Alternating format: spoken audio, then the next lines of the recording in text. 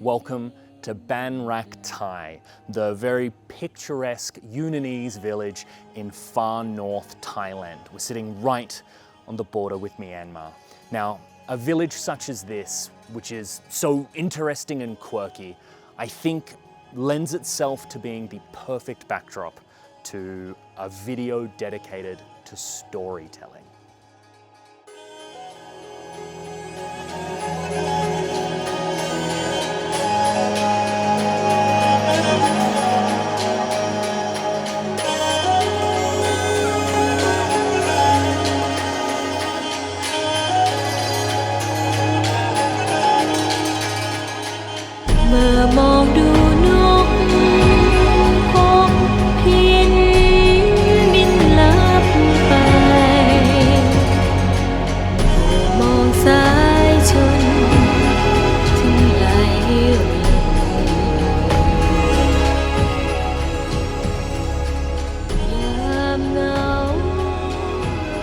Any visual medium, and photography is absolutely included in this, is all about story. I would argue that it is far more important than your settings or your composition. It's the difference between a technically competent and aesthetically pleasing photo and a memorable photo. As a fan of literature, I subscribe to the literary theory known as the author is dead, which was popularized by French critic Roland Barthes. Now, the theory is not about murdering your favorite authors once they're cancelled on Twitter. In simple terms, the theory simply argues that once the art is created, the biography, personal views, or intentions of the author are no longer relevant. All that matters is the art itself and the story and meaning that it creates within its viewers. In essence, it's a really good argument as to why you can still watch Buffy the Vampire Slayer in 2025. In photography, this simply means that your photo should stand alone. It should tell a story independent of the description that accompanies it. The entire story should exist within the frame. This first photo was taken on my way to Ban Rak Thai, inside a temple, in a village, between destinations. As soon as I walked inside, I felt like I was struck by opportunity. Here were these Buddhist monks, these boys, completing their homework together under the dim light of a nearby window. And this is immediately the type of story that I am most compelled to. This type of storytelling is called juxtaposition. It's when you place two things that don't belong together or are diametrically opposed in close proximity to one another to create new meaning. Essentially what I've done here is I've got the interesting uniqueness of growing up as a Buddhist monk, and I've positioned it with the contrasting mundaneness of homework. The juxtaposition that's happening here is between the monkhood and the normalcy. And I think the lighting is really helping tell this story too.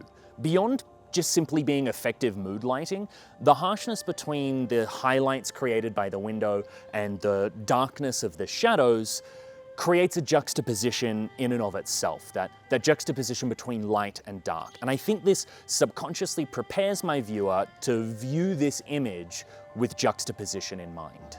It's as if these images are saying that despite all the differences, they're still just normal boys.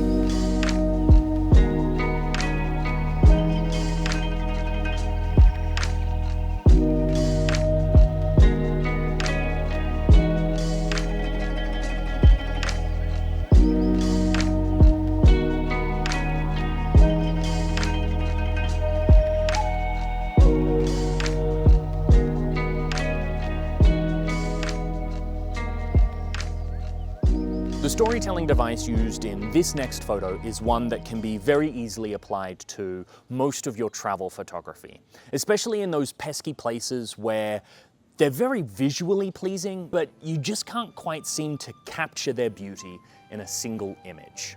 Now, while navigating the windy mountain roads on our way to Ban Rak Thai, we encountered a viewpoint that was very beautiful with a very pleasant mountain.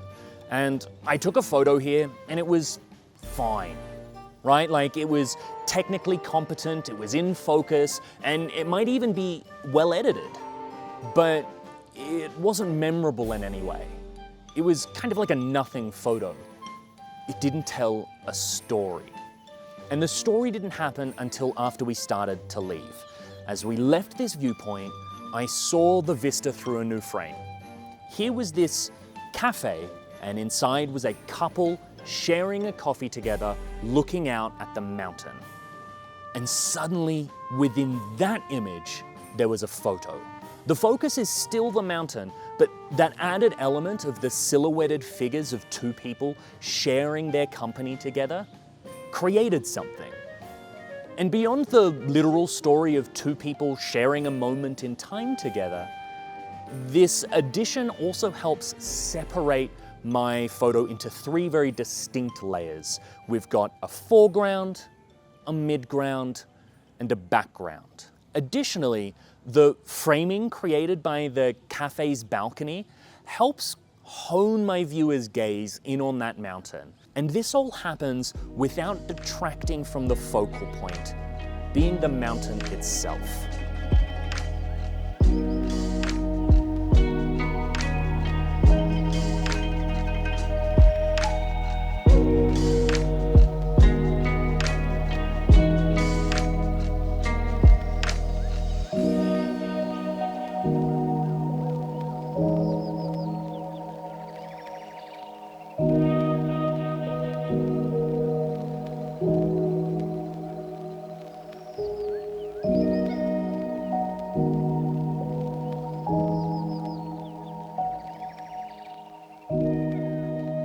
Another way in which you can tell a story through photography is through mood.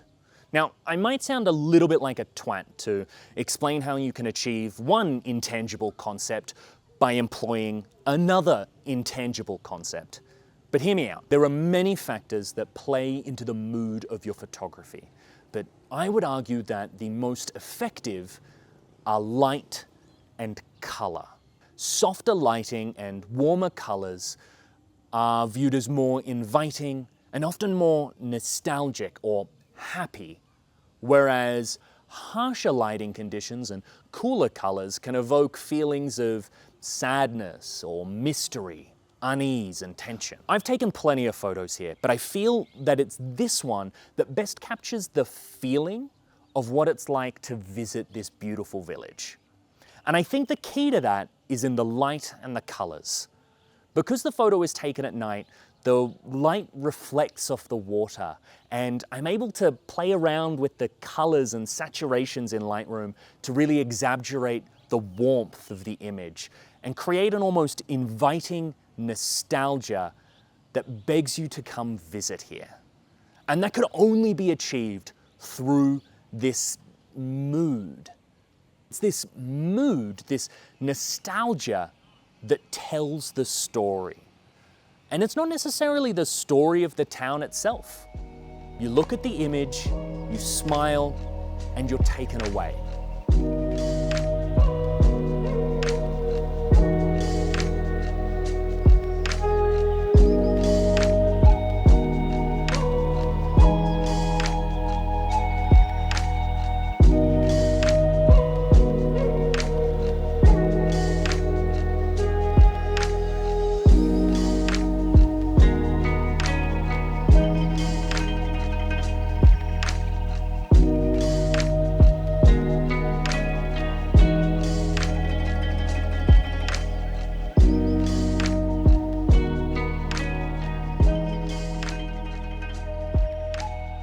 For our next photo, we're traveling all the way back to those boys from before. Technically and compositionally, it's a very simple photo. It's just a boy looking at the camera. That's all it is. And yet there's a story there, isn't there?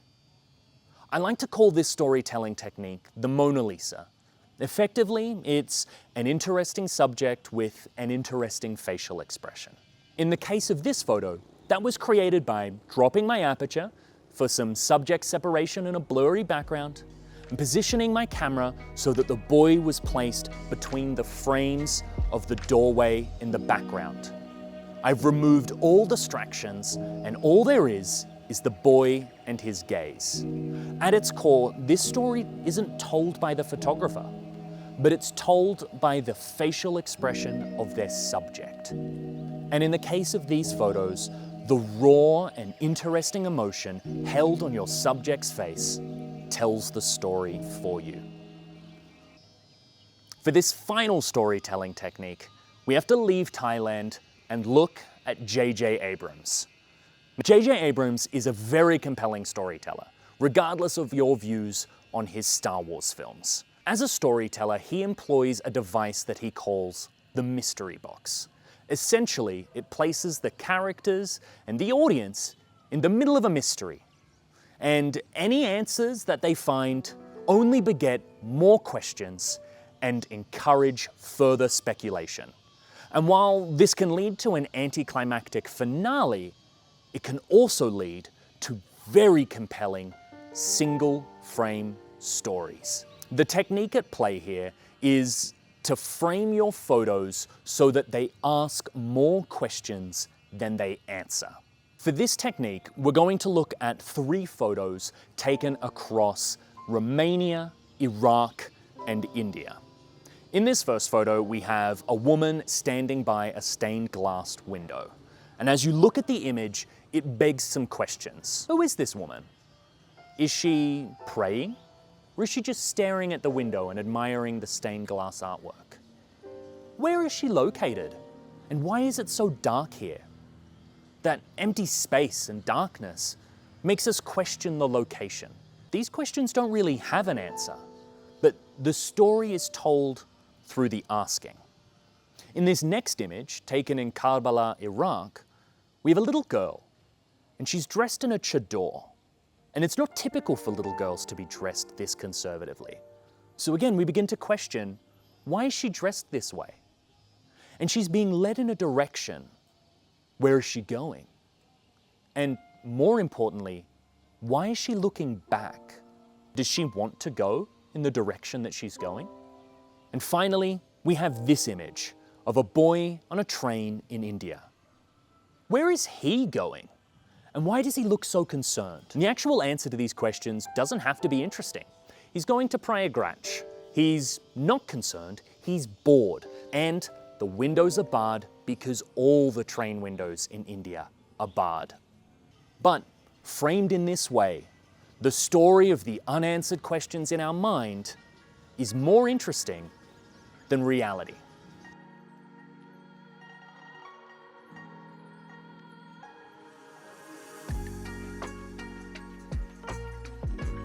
What are your thoughts on storytelling in photography? And how have you told stories with your own photographs? Share in the comments. I really genuinely want to see some of your photos and to look at how you're telling stories. If you liked this video, then why don't you go tell yourself the story of how you subscribed? And with that, pick up your camera, go out and tell some stories of your own.